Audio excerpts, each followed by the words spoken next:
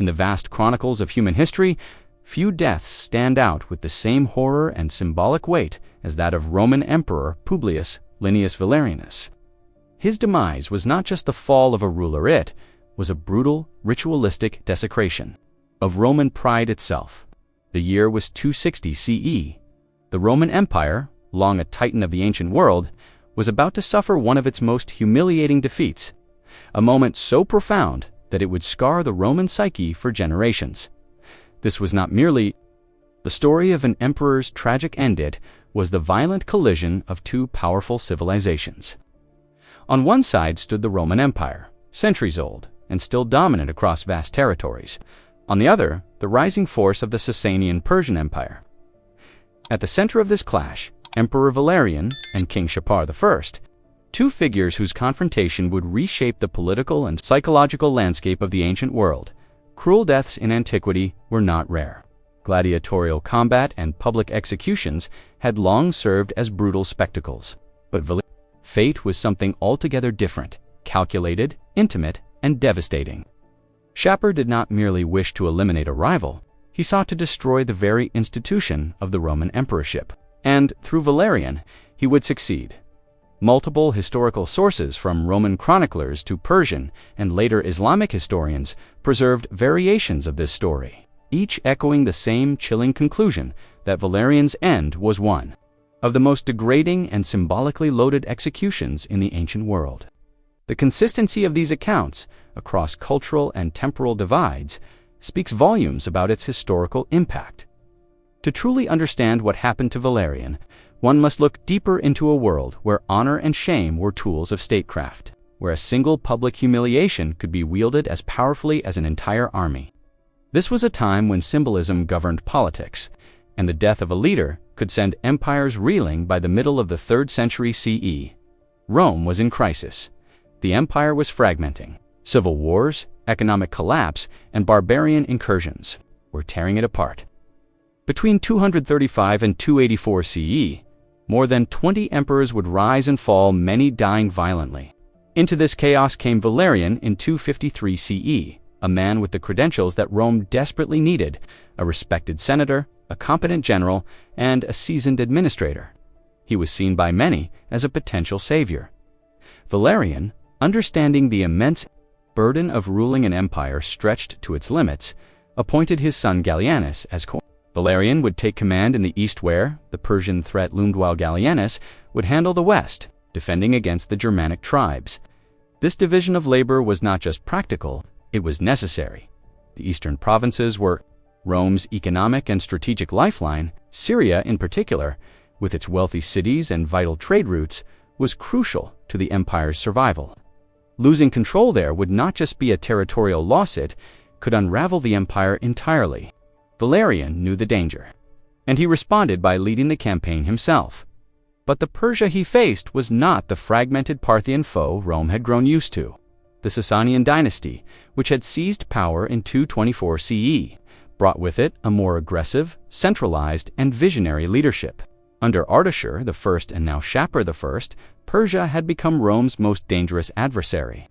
Shapur, unlike his father, had ambitions that extended far beyond defending Persian lands. He envisioned an empire to rival Rome's, and his military reforms made that vision plausible. Shapur was no ordinary king, raised amid warfare, educated in Persian and Hellenistic traditions, and deeply committed to Zoroastrian ideals. He was a fusion of warrior, scholar, and ideologue. He reorganized the Persian military, modernized its tactics, and introduced a professional officer corps. But more than battlefield victories, he understood the power of spectacle, symbolism, and humiliation. His campaigns against Rome were brilliantly executed. Cities like Nisibis and Carrhae fell under Persian control. Shapur learned from each Roman defeat, studying their military and administrative weaknesses, and with every success, his confidence grew. Shapur was also a patron of learning, turning his capital Ctesiphon into a center of culture and knowledge. Roman captives, particularly those of high status, were not merely prisoners, they were valuable sources of intelligence. Many were treated with surprising respect, interrogated and integrated into Persian society for their expertise. But there was another, deeper layer to Shapur's war. With Rome one rooted in religion, as a devoted Zoroastrian, as a champion of order, fighting against chaos and false beliefs, Roman Christianity, spreading quickly throughout the empire, posed a threat not only politically, but spiritually. This religious divide would feed into the brutality of Valerian's eventual fate. By the time Valerian reached the Eastern Front, Shapur had already established himself as Rome's most capable enemy since Hannibal. He possessed the military brilliance, political shrewdness, and psychological insight needed to dismantle the Roman mystique. Valerian launched his Eastern campaign in 256 CE with fanfare and optimism. The Roman court heralded it as the decisive blow that would check Persian ambition. Valerian assembled a formidable force of the most elite armies Rome had seen in decades, composed of veteran legions and skilled officers. The initial campaign went well. Roman forces pushed back Persian advances, relieved besieged cities, and retook key territories. Valerian's cautious, calculated strategy seemed to work. Shapur, however, refused to meet him in open battle. Instead, the Persian king withdrew deeper into his territory, stretching Roman supply lines and forcing them to overextend. It was a trap. Shapur knew that. Rome's strength was its discipline in direct conflict, but he also knew its weakness was endurance in foreign terrain. As the months dragged on, disease, hunger, and attrition began to wear down the Roman army. The Persians struck surgically, targeting weakened units and intercepting supply lines. And then, at the Battle of Edessa, Shapur made his move. The Roman army, exhausted and fragmented, was encircled. Valerian, out of options, attempted to negotiate. Shapur offered Toxand, then betrayed him. The Emperor of Rome was captured. Alive, it was a moment without precedent. Never before had a Roman emperor been taken prisoner by a foreign power, and Shapur made sure the world would never forget. What followed was a ritual of degradation. Valerian was paraded in chains, forced to kneel before Shapur like a servant. According to some accounts, the Persian king used Valerian as a human footstool. When mounting his horse, a calculated insult to the Roman state, other reports claimed that after years of humiliation, Valerian was finally killed, his body flayed and stuffed with straw, then displayed in a temple as a grotesque monument to Persian supremacy. Whether all the details are literal or exaggerated, through the lens of cultural propaganda, the message was clear. Persia had broken Rome not just militarily, but psychologically. It exposed the vulnerability of even the most powerful office in the ancient world. It shattered the illusion of Roman invincibility, and it marked a turning point not just in Roman history, but in the balance of power between East and West. Valerian had entered the East, hoping to restore Rome's glory. Instead, he became a cautionary tale emperor brought low not by incompetence or betrayal from within, but by a ruler who understood that power, once humiliated, is far harder to reclaim than power lost in war. And in the ashes of that humiliation, Rome would never look the same again. The first signs of serious trouble began to emerge during the siege of Nisibis, a city of immense strategic value that commanded vital trade routes between the Roman and Persian empires. What was expected to be a swift and decisive siege slowly devolved into a protracted ordeal. Persian relief forces, employing a masterful strategy of harassment and evasion, disrupted Roman efforts to establish effective siege lines. As the siege dragged on, a more insidious threat took root within the Roman camp: disease. Illness spread rapidly among the troops, sapping their strength and morale. Contemporary accounts speak of a slow but steady collapse in discipline and hope. Persian forces struck with uncanny precision, raiding supply lines, ambushing isolated units, and vanishing into the vast Persian hinterlands before Roman forces could respond. Then came the plague. Historians believe it was the same devastating outbreak known as the Plague of Cyprian, which had already begun ravaging cities across the empire. In the cramped, unsanitary conditions of the military encampment, it spread like wildfire. Thousands perished, and many more were too weakened to fight. Even Emperor Valerian himself may have contracted the disease, though the ancient sources remain uncertain. By the year 260 CE, Rome's eastern campaign had become a disaster. The army was decimated, its supplies dwindling, and Persian by Roman weakness tightened their grip. It was then that King Shapur of Persia chose to strike, unleashing a coordinated assault that would lead to one of the most humiliating defeats in Roman military history. What had begun as a campaign to reassert Roman dominance was now descending into the abyss of imperial catastrophe. The exact details surrounding the capture of Emperor Valerian remain shrouded in historical ambiguity. Ancient sources conflict on how the emperor came to be in Persian hands, but a common thread runs through them: all desperation, misjudgment, and a bitter irony. According to the most widely accepted version, Valerian, faced with the total collapse of his campaign, sought a parley with Shapur. He hoped to negotiate a Roman withdrawal under honorable terms. Perhaps he believed that imperial dignity would protect him, or that the codes of diplomacy would guarantee his safety. A meeting was arranged on what was supposedly neutral ground. Both sides brought only small escorts, symbolic gestures of peaceful intent. But even the ceremonial demands made by the Persian delegation, highly specific and rigid, should have raised alarms among Roman advisors. Still, with few options left, Valerian pressed forward. When the emperor and his entourage arrived, they walked into a trap. Persian forces had been carefully positioned around the meeting site. At a signal, they closed in. Valerian's guards, though elite, were heavily outnumbered and quickly overwhelmed. Some accounts suggest the emperor attempted to fight back, sword in hand, but he was subdued swiftly. Rome's emperor had fallen not on the battlefield, but during a failed negotiation born of desperation. The impact was immediate and catastrophic. News of Valerian's capture spread like wildfire among the Roman troops. Many surrendered on the spot. Others fled in panic. The Roman chain of command disintegrated in a matter of hours. What had been an orderly retreat turned into a chaotic collapse. Shapur's next move was as shocking as it was calculated. He did not execute his captive. Instead, he kept Valerian alive, stripped of his imperial regalia, bound but breathing, a living trophy. His fate would be worse than death. Valerian's captivity would become a deliberate campaign of psychological and political warfare.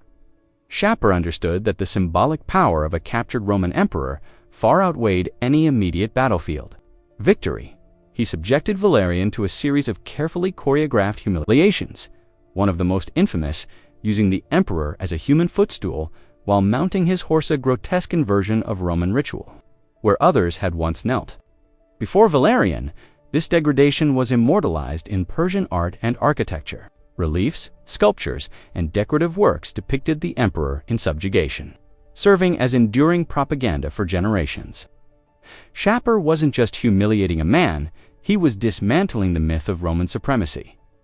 Valerian's living conditions reflected this strategy. He was kept healthy, fed, and housed but clothed as a servant, not a sovereign. Meals were served in simple pottery, not golden vessels. His dignity was stripped layer by layer. Roman pride shattered in silence.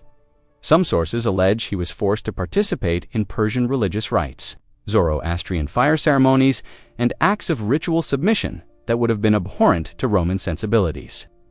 Whether these accounts are entirely true remains debated, but the intent behind them is clear: cultural domination.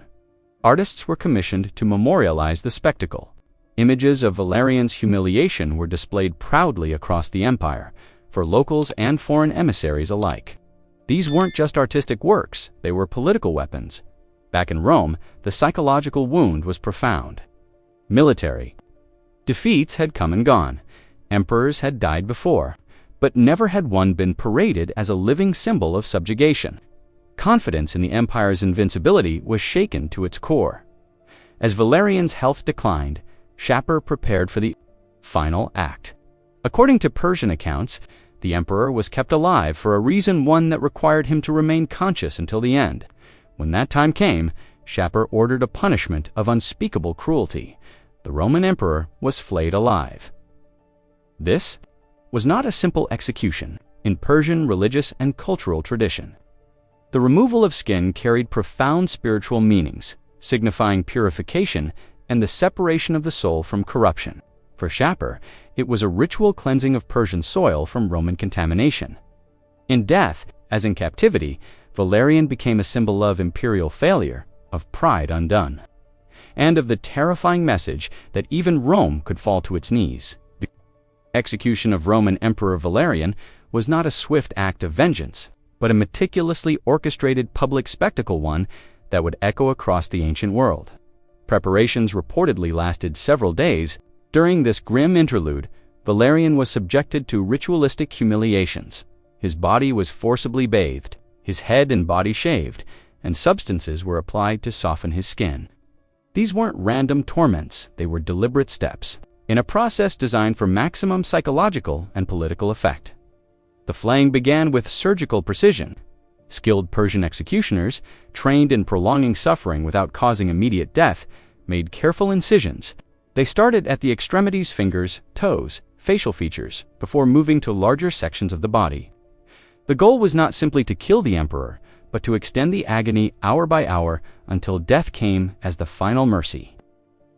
Throughout it all, Valerian remained conscious, his cries echoing not just across the execution grounds, but across history itself. Roman emperor brought to his knees in the most grotesque fashion imaginable. Persian nobles and foreign ambassadors stood as required witnesses. Their presence was no accident. This execution was a message, a display of power, a warning, a psychological weapon aimed at Rome's heart. When Valerian finally died, likely from shock and blood, Licit was not the end. It was merely the beginning of a darker legacy. His body was desecrated further, dismembered and distributed among Persian elites as grotesque trophies. No tomb, no monument, no place for Roman grief or vengeance to take root. But it was Valerian's skin that became the centerpiece of Shapur's symbolic conquest. Preserved through specialized techniques, the skin was treated with chemicals to prevent decay, then stuffed to retain a human form.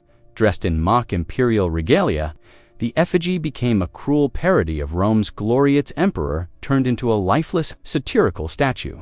It displayed in a prominent temple in his capital, where foreign dignitaries and Persian citizens alike could bear witness to the humiliation.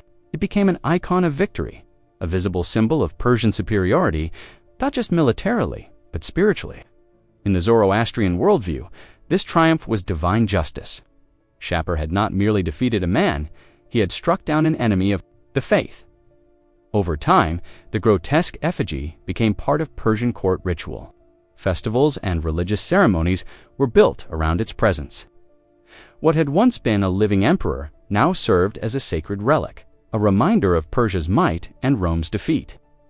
Though historical records differ, some say the skin remained on display for decades, even outlasting Shapur himself. Others claim it eventually decayed, but even its destruction would have been marked with ceremonial reverence. When word of Valerian's fate finally reached Rome, the reaction was disbelief. Many Romans refused to accept the story. The Senate initially suppressed the more horrifying details, unsure whether to trust the fragmented reports brought by refugees. And Persian envoys, Emperor Valerian's own son, was thrust into crisis. He had to acknowledge his father's death to legitimize his own rule. Yet he also faced the impossible task of preserving Roman morale in the face of such humiliation. Public mourning followed, carefully staged. Behind the scenes, Gallienus worked to contain the psychological damage. The fall of an emperor was one thing, but the image of that emperor flayed, displayed, and turned into a political totem. It was the myth of Roman invincibility. The official Roman stance, shaped by the words of Gallienus and sanctioned by the Senate, was crafted to portray Emperor Valerian as a hero. It emphasized his brave resistance and sought to bury the more humiliating truths of his captivity and gruesome demise. Roman propaganda elevated him to martyrdom, claiming he died defending the empire's eastern frontier. But behind the dignified narrative lay the uncomfortable truth. The emperor had spent his final years in servitude, and the manner of his death was anything but noble. These attempts to salvage imperial prestige ultimately failed. Word of Valerian's true fate spread quickly throughout the empire. The psychological shock rippled through the Roman legions. Troops stationed in the east, many of whom had narrowly escaped the catastrophe, became disillusioned. Their confidence shattered, their fighting spirit waned. The reality that the emperor himself had been captured and humiliated raised troubling questions. Was Roman military dominance a myth? Had Persia unmasked the limits of Roman power? Diplomatic efforts to retrieve Valerian's remains or even secure a proper burial were dismissed outright by Persian officials. They understood the power of symbolism. Keeping the emperor's body was not just a rejection of Roman diplomacy, was a calculated act of humiliation. Every failed negotiation reinforced Rome's impotence and gave King Shapur more opportunities to degrade those who approached him on the empire's behalf, but the implications went far beyond one man's downfall. Shapur's triumph signaled a turning point in imperial history. Rome was no longer untouchable. Encouraged by this, enemies across the known world began to rethink their relationship with the once mighty empire. Germanic tribes in the north, African kingdoms to the south, and scattered barbarian coalitions along the frontiers all saw opportunity in Rome's moment of weakness. Inside the empire, Valerian's death deepened the political chaos of the 3rd century. Rivals used the disaster as ammunition against Gallienus, challenging his legitimacy. The result? A string of civil wars that further crippled the empire's ability to defend itself. In the east, where Valerian's forces had been annihilated, Rome lost strategic strongholds. Entire provinces slipped into Persian hands or fell under their influence. The story of Valerian's death outgrew its moment in history. It became a cautionary tale that echoed across continents and centuries. From India to China, from the deserts of Mesopotamia to the forests of northern Europe, the narrative served as a brutal reminder of the fragility of power and the horrors of ancient warfare. Roman historians, from Ammianus, Marcellinus, to later chroniclers, wrestled with the legacy of Valerian. They turned his story into a lesson about arrogance, about misjudging one's enemies, and about the cost of hubris. Valerian's downfall became required reading for military education in Rome. It wasn't just history, it was doctrine. His death illustrated what happened when leaders miscalculated, when they failed to understand their adversaries, and when pride replaced prudence. The psychological scars left on Rome's imperial image were deep. After Valerian, emperors grew more cautious. Few would ever again personally lead campaigns in the East. Such missions became assignments for generals, expendable men who could be sacrificed without tarnishing the empire's symbolic core. Meanwhile, in Persia, Valerian's death was reborn.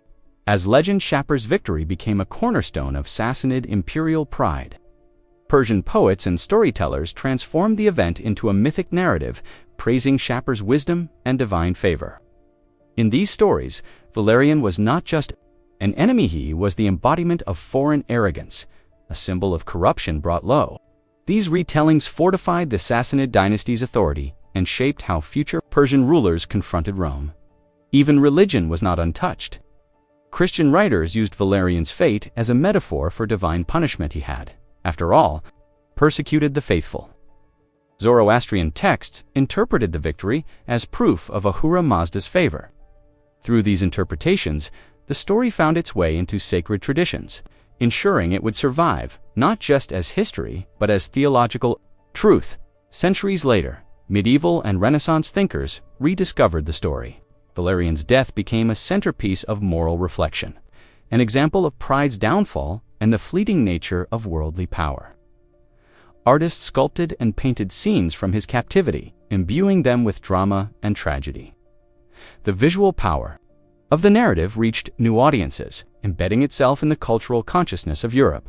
Modern historians continue to revisit the tale not just as a study in ancient warfare, but as a glimpse into the psychology of power. Archaeological finds across the former Roman and Persian territories still yield clues about how Valerian's fall was remembered. His story is more than a footnote, it's a case study in how one event can ripple across generations, reshaping politics, diplomacy, and identity. What happened to Emperor Valerian is one of history's most chilling reminders that no one, not even the most powerful, is immune to cruelty, humiliation, or manipulation. His death marked a meeting point between personal suffering and historical transformation.